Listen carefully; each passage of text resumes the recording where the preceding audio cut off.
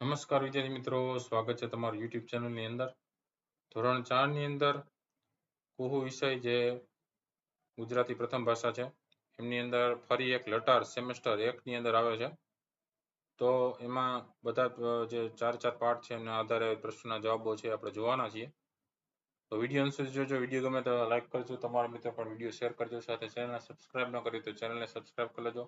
આ ધોરણ 4 ના બીજા પણ ઘણા બધા વિડીયોસ મુકાઈ ગયા છે, ન જોઈએ તો જોઈ લેજો. ઉપર વિડીયો સેક્શનની બાજુમાં પ્લેલિસ્ટ છે, પ્લેલિસ્ટમાં નીચે જશો અને ધોરણ 4 નો અલગથી પ્લેલિસ્ટ છે જ, એમાં ઘણા બધા જુદા જુદા વિષયના ધોરણ 4 ના વિડીયોસ મુકાઈ ગયા છે. એ આવનારી પરીક્ષાની પણ એમાંથી તમે તૈયારી કરી શકશો. જોઈએ હવે પ્રશ્ન નંબર 1. નીચેના પ્રશ્નના ઉત્તર લખો. જેમાં પેલું છે, ખિસ્સુ સુરત દાદાથી કેમ ડરી ગયું? તો જવાબ લખી શકે કે ખિસ્સુ સુરત દાદાની લાંબી લાંબી મૂછો જોઈને ડરી ગયું. બીજો પ્રશ્ન છે, દાજવા છતાં ખિસ્સુ ધોબી કાકા પાસેથી કેમ ભાગી ન ગયું? જવાબ લખી શકે કે ખિસ્સાને પોતાની કરચલીઓ દૂર કરવી હતી, તેથી દાજ્યા છતાં તે ધોબી કાકા પાસેથી ભાગી ન ગયું.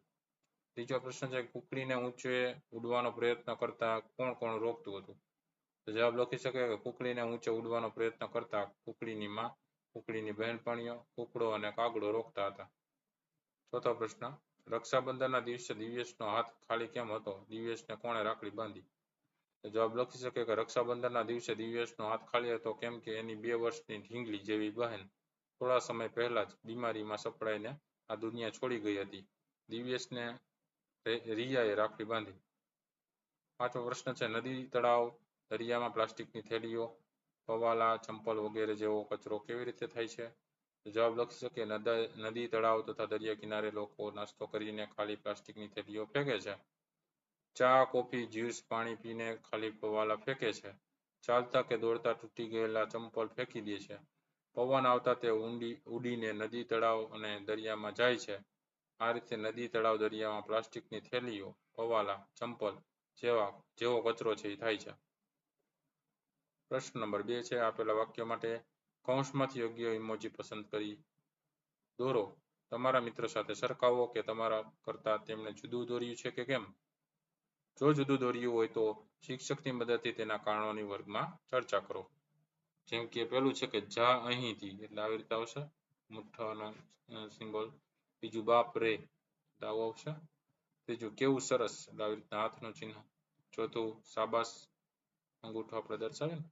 પાંચમું કેટલું સુંદર, આવી રીતે આવશે ઇમોજી. છઠ્ઠું કેવી મજા, એટલે ચશ્મા પહેર્યા છે. સાતમું છે છી. પછી આઠમું છે ઓ માં, બરાબર. અને નવમું છે વાહ, સ્માઇલી વાળા. તો એ રીતે તમે અલગ અલગ જે છે ઇમોજી જે રીતે આપણે બોલતા હોય એ પ્રમાણેની ઇમોજી છે એ દર્શાવવાની છે. ત્રીજું છે, તો તમારાથી શું બોલાઈ જાય, એમાં કૌંસમાં આપેલો છે એ આધારે તમારે લખવાનું છે. જેમ કે પેલું છે કે તમે વિમાનમાં બેસી વાદળોની ઉપર જાઓ તો કેવી મજા આવે, એમ બોલો. બીજું, તમે લેસન ભૂલી ગયા છો અને શિક્ષક તપાસવાનું ભૂલી જાય તો બચી ગયા. ત્રીજું, તમને ચમકતા પીળા રંગની એક લખોટી જડી, તેમાં આવશે કેવી સુંદર. ચોથું છે, તમારા મમ્મીએ તમારી મનપસંદ વાનગી બનાવી, એમાં આવશે વાહ. પાંચમું છે, પપ્પા તમારા પર ગુસ્સે થયા છે, તેમાં આવશે બાપરે. છઠ્ઠું છે, સિંહને બકરીના બચ્ચા પર વહાલ આવ્યું, એમાં આવશે કેવો પ્રેમ. સાતમું છે, દિવ્યેશ તેના પિતાને કામમાં ટેકો કરતો, એમાં આવશે કેવો સમજુ. આઠમું છે, મિત્રો સાથે આખો દિવસ રમવા મળ્યું, એમાં આવશે કેવી નવાઈ. નવમું છે, કૃષ્ણને જોઈને કાળી નાગે ઉફાળો માર્યો, આવશે બાપરે. દસમું છે, 3 સફરજન ખાધા પછી ટોમે ચોથું સફરજન માગ્યું, એમાં આવશે અરે પેટ ફાટી જવાનું. ચોથો પ્રશ્ન છે, કુકડીને ઊંચે ઉડવાનું મન થતું હતું. બહેનપણીઓ, તેની મમ્મી, કુકડો તેની મજાક ઉડાવતા. એક વખત બિલાડીથી બચવા છતાં એ ઊંચા પથ્થર પર પહોંચીને ઉડીને પોતે થોડું વધારે ઊંચું ઉડી શકે તે જોતા એના આનંદનો પાર ન રહ્યો. હવે તે રોજ વધુ મહેનત કરવા માંડી, વધુ ઊંચે પહોંચવા. પ્રશ્ન બનાવીને ઉત્તર માટે પ્રશ્ન બનાવવાનો છે. ઉત્તર આપ્યો છે, પેલું બહેનપણીઓ, માં અને કુકડો. તો કુકડીની મજાક કોણ ઉડાવતા, એવો પ્રશ્ન બનાવી શકીએ. બીજું, ઊંચા પથ્થર પર, એટલે કે બિલાડીથી બચવા જતા કુકડી ક્યાં પહોંચી, પ્રશ્નાર્થ. ત્રીજું, બિલાડીથી બચવા જતા તો કુકડી પથ્થર પર શા માટે પહોંચી, પ્રશ્નાર્થ. ચોથું છે, પોતે થોડું ઊંચે ઉડી તેથી કુકડીના આનંદનો પાર કેમ ન રહ્યો. પાંચમું, થોડું વધારે ઊંચે પહોંચવા, એ ઉત્તર છે. તો એનો પ્રશ્ન કેમ બનાવી છે કે કુકડી શા માટે વધુ મહેનત કરવા માંડી? તો કે થોડું વધારે ઊંચે પહોંચવા માટે. ચાલો ત્યાર પછી પ્રશ્ન નંબર 5 છે કોષ્ટકમાંથી યોગ્ય શબ્દ પસંદ કરીને ખાલી જગ્યા પૂરવાની છે. તો અહીંયા તમે રાઉન્ડ કરી શકો. બરાબર, જેમ કે ચકિત, હોંશ, નિરખ્યા, ઝૂલતા, સંકેલી, દોઢદાઈ અને રઢ.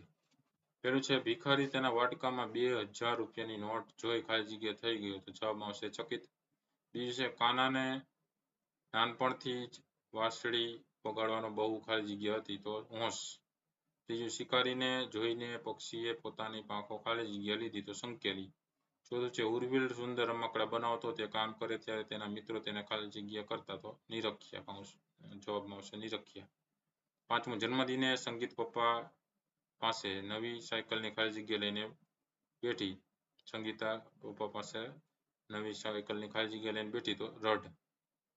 છઠ્ઠું ભાઈ બહેન લીમડાની ડાળીએ હિંચકો બાંધી ખાલી જગ્યા હતા. તો જવાબમાં આવશે ઝૂલતા. સાતમું કાગડાભાઈ તો વાત વાતમાં બધાને સલાહ આપ્યા કરતા તેથી કાબર તેમને ખાલી જગ્યા કહેતી. તો જવાબમાં આવશે દોઢદાઈયા. છઠ્ઠો પ્રશ્ન ઉદાહરણ પ્રમાણે શબ્દ બનાવો અને તેના અર્થ લખો. જેમ કે વાક્ય છે કે ગૃહ કાર્ય તરીકે દરરોજ 3 શબ્દો માટે વાક્ય બનાવો અને વર્ગ સમક્ષ રજૂ કરો. ઉદાહરણ છે હિંસક એટલે હિંસા કરે તે, અહિંસક તો હિંસા ન કરે તે. વાક્ય લખી શકે કે વાઘ હિંસક પ્રાણી છે જ્યારે ગાય અહિંસક પ્રાણી છે.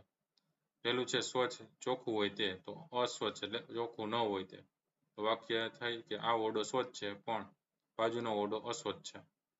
બીજું વિનય એટલે કે આદર કે નમ્રતા હોય તે, અવિનય એટલે કે આદર કે નમ્રતા ન હોય તે.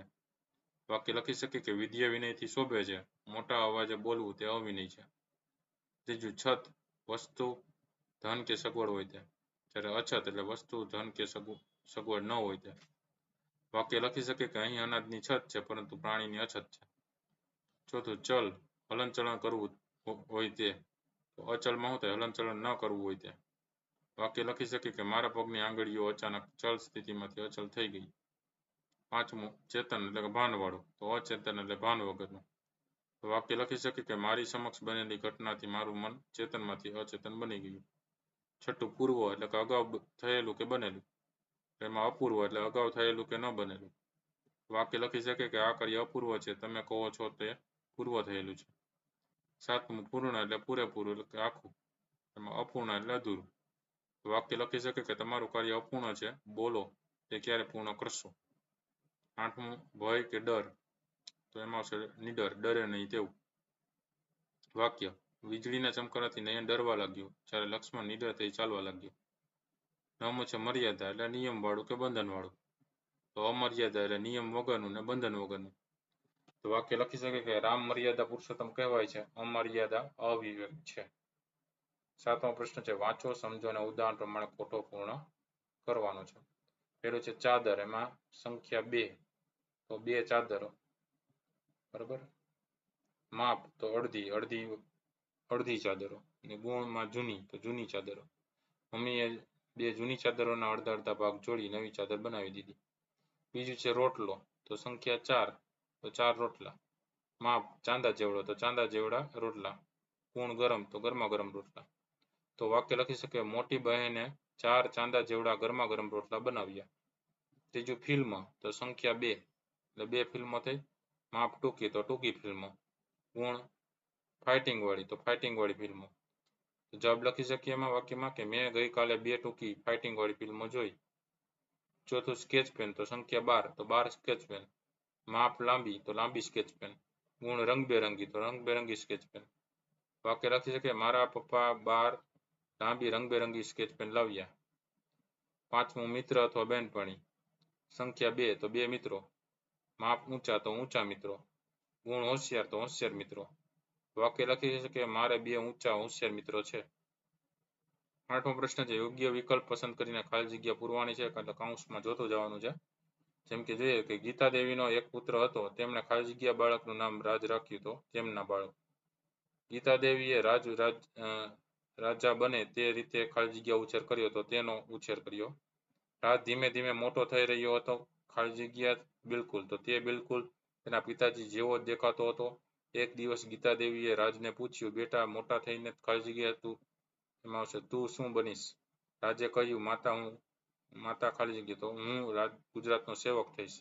જવાબ સાંભળીને તે ખાલી જગ્યા ખુશ, તો તેઓ ખુશ થયા. રાજ કહે માતા એ માટે મારે અભ્યાસ કરવા જવું છે. ખાલી જગ્યા આજ્ઞા આપો, તો તમે આજ્ઞા આપો તો હું જાઉં. આ સાંભળી ગીતા દેવીએ ખાલી જગ્યા આશીર્વાદ આપ્યા, તો તેને આશીર્વાદ આપ્યા. 9મો પ્રશ્ન છે કોષ્ટકમાં કેટલાક શબ્દો છુપાયેલા છે? આડી અને ઊભી હરોળમાંના વાક્યો વાંચી લખેલ અર્થ અથવા વિગત વાંચી તે માટેના શબ્દો કોષ્ટકમાંથી શોધીને એના ઉપર રાઉન્ડ કરવાનું છે અને લખવાનું છે. બરાબર, જેમ કે જોઈએ આંબલી પીપળી, બરાબર, એના પર રાઉન્ડ છે. આંબળું, એના પર રાઉન્ડ છે.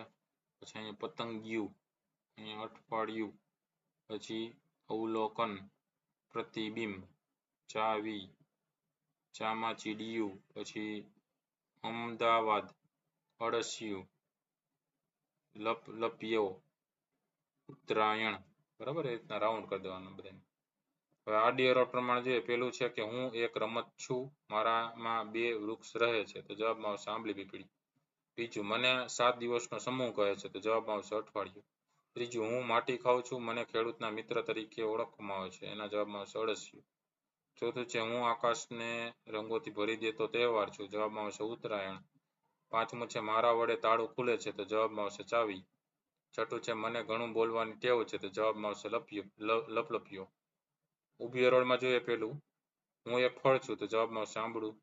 બીજું મારે રંગબેરંગી પાંખો છે, તો જવાબમાં આવશે પતંગિયું. ત્રીજું ઝીણવટથી નિરીક્ષણ કરવું તે, તો જવાબમાં આવશે અવલોકન. ચોથું હું ઝાડે ઊંધું લટકું છું, મારે પાંખો છે પણ હું પક્ષી નથી, જવાબમાં આવશે ચામાચીડિયું. પાંચમું મને પાણીમાં જુઓ તો હું આબેહૂબ દેખાઉં છું, જવાબમાં આવશે પ્રતિબિંબ. છઠ્ઠું હું ગુજરાત રાજ્યનું સૌથી મોટું શહેર છું, જવાબમાં આવશે અમદાવાદ. 10મો પ્રશ્ન આપેલા વાક્યમાંથી કઈ વાત સાચુકલી છે અને કઈ કલ્પનાની લખવાનું છે? પેલું છે ખોડો ભરાય એટલા સંખલા અને છીપલા વીણવા છે, તો એ કલ્પના આવશે. બીજું આપણને એટલે કે પોતાને સ્વાદિષ્ટ લાગે તેવી વાનગી બનાવી છે, તો કલ્પના કહેવાય. ત્રીજું સોનેરી કોરવાળી વાદળીથી ઘર બનાવવું છે, તો કલ્પના કહેવાય. ચોથું સાળવી એ જ ઝાકળમાંથી ઓઢણી વણે છે, તો સાચુકલી વાત છે. પાંચમું ઝાકળની ચુંદડીનો છેડો ચાલીને આકાશમાં જવું છે, તો એ કલ્પના કહેવાય. છઠ્ઠું શંખલા અને છીપલા આકાશમાં વેરવા છે, તો એ કલ્પના કહેવાય. 11મો પ્રશ્ન છે સ્વર ચિહ્ન ગોઠવીને શબ્દ ઓળખવાનો છે અને સામે લખવાનો છે. પહેલામાં હિથાનું થાય હાથી, બીજું કાવતીનું થાય કવિતા, ત્રીજું કચોબાનું થાય કાચબો, ચોથું વમીનાનું થાય વિમાન, પાંચમું ખારકોનું થાય ખોરાક, છઠ્ઠું વિદાળનું થાય વાદળી. 12મો પ્રશ્ન છે મહાસાગર કવિતાને આધારે યોગ્ય વિકલ્પ પસંદ કરીને ખાલી જગ્યા પૂરવાની છે. પહેલું છે મહાસાગરના પાણીનો સ્વાદ ખાલી જગ્યા જેવો હોય છે, જવાબમાં આવશે મીઠા. બીજું છે મહાસાગર પૃથ્વીના ખાલી જગ્યા ભાગ જેટલી જગ્યામાં પથરાયેલો છે, જવાબમાં આવશે 3. ત્રીજું છે ભરતી વખતે મહાસાગરનું પાણી કિનારાથી ખાલી જગ્યા હોય, તો જવાબમાં આવશે નજીક. ચોથું છે મહાસાગર બહુ લાંબો પહોળો અને ખાલી જગ્યા હોય, તો જવાબમાં આવશે ઊંડો. પાંચમું છે કવિતામાં મહાસાગરને ખાલી જગ્યા સાથે સરખાવ્યો છે, તો જવાબમાં આવશે મહાસાગર. તો આ હતા અલગ અલગ પ્રશ્નોના જવાબો. વિડીયો ગમ્યો હોય તો લાઈક કરજો અને તમારા મિત્રોને પણ વિડીયો શેર કરજો. સાથે ચેનલને સબસ્ક્રાઇબ ન કરી તો ચેનલને સબસ્ક્રાઇબ કરી લેજો. આવા નવા વિડીયો ચેનલ પર ફરી પાછા મુકાતા રહેશે. ન જોયા તો જોઈ લેજો. આવનારી પરીક્ષાની પણ એમાંથી તમે તૈયારી કરી શકશો. ઉપર વિડીયો સેક્શનની બાજુમાં પ્લેલિસ્ટ છે, નીચે તમે જશો તો ધોરણ 4 નું અલગથી પ્લેલિસ્ટ આપેલું જ છે. બરાબર, તો અલગ અલગ વિડીયો જોવાથી તમારા જ્ઞાનમાં વધારો થશે. આવનારી પરીક્ષાની તૈયારી થતી રહેશે. તો જોતા રહેજો, જ્ઞાનમાં વધારો કરતા રહેજો. Thank you very much and take care.